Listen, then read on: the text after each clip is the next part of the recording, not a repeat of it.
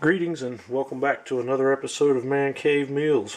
Today is Friday, March the 30th, and we're getting ready to cook a rack of pork spare ribs tomorrow, but I wanted to make a little separate video to show how to trim a full rack into the St. Louis cut. And I've got my full rack laid out here. I took it out of the cryovac package and rinsed it off real good.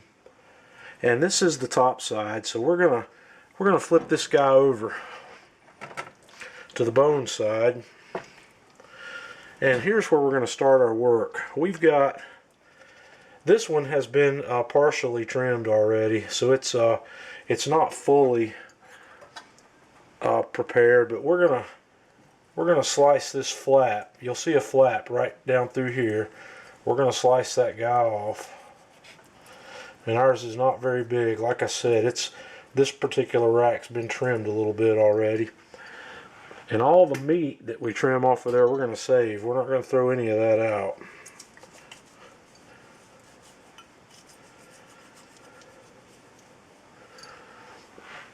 So you want that flap that comes right down through here trimmed out.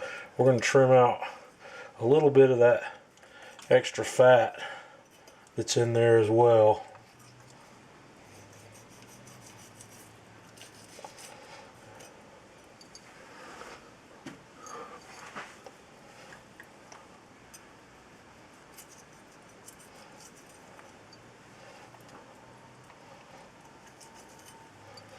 Okay.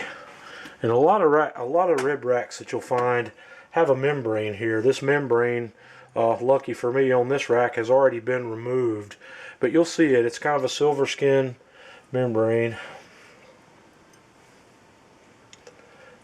And in order, well, there's still some on there. We'll flip that guy around here. You want to get it lifted up at a corner.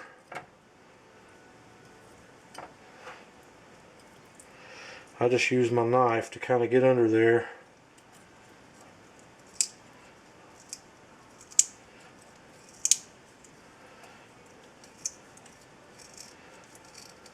And get it loose. And then you just take a dry paper towel and kind of fold it a little bit and grab that membrane with the paper towel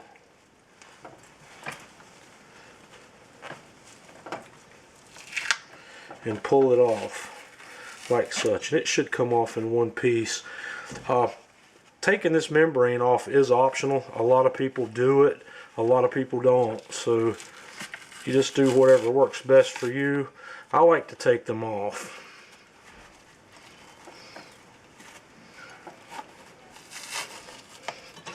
And it will peel.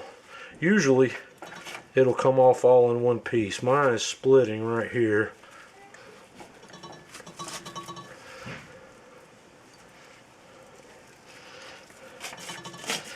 There we go, we got it all. And just throw that away. Okay, now the next step in preparing this is finding where your bones are, finding the joints. And you see the bones on this edge. We're going to grab and find where our joint is. It's right about through here. So we're going to flip this rack back over and find our line. There it is.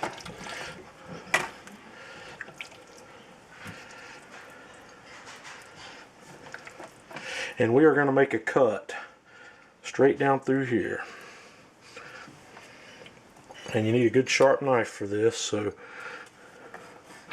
what we're doing here is separating the tips.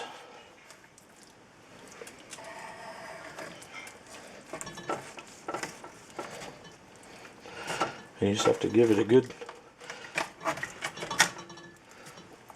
cut. All right. Down along the lines here. This one's got a stubborn spot.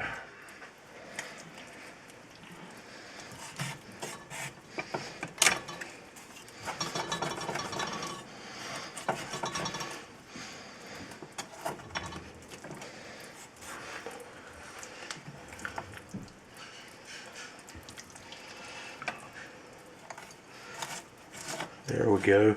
Just got on the edge of that other bone there. And now what we have here is a nice St. Louis cut. We have our rib tips, which I'm going to save also, because I like to cut those up into smaller pieces and toss them on the grill while I'm cooking the ribs. And they get done pretty quick, so you kind of got what I like to call a pitmaster's snack while you're cooking.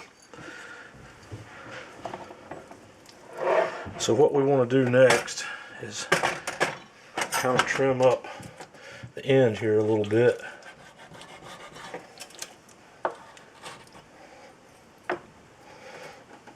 I really should be wearing gloves while I'm doing this, but I keep everything separated, and I will wash my hands before I touch anything else in this kitchen.